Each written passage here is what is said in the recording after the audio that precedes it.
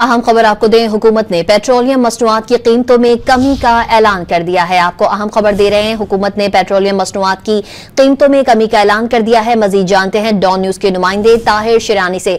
Tahir Shirani, petroleum मसनूआत में कमी का ऐलान कर दिया गया है, मजीद क्या तफसील है आपके पास? जी, oil and gas regulatory authority यानी ओगरा की जानिब से जो आलमी मंडी में खाम तेल की कीमतों और डॉलर के कदर के हिसाब से जो वर्किंग करके हुकूमत को भिजवाई थी, उसके मुताबिक वफाकी हुकूमत ने पेट्रोलियम मसनूआत की कीमतों में कमी का ऐलान कर दिया है, जिसके मुताबिक हाई स्पीड डीजल की कीमत में ₹5.31, पेट्रोल 50 पैसे, मिट्टी का तेल की कीमत में ₹3.53 और लाइट डीजल ऑयल ₹2.39 फी लीटर सस्ता किया गया है। जिसके बाद हाई स्पीड डीजल की नई कीमत ₹258.64, पेट्रोल की नई कीमत ₹255.63, मिट्टी के तेल की नई कीमत ₹168.12 और लाइट डीजल ऑयल की जो नई कीमत है वो ₹153.34 फी लीटर मुकर्रर की गई है।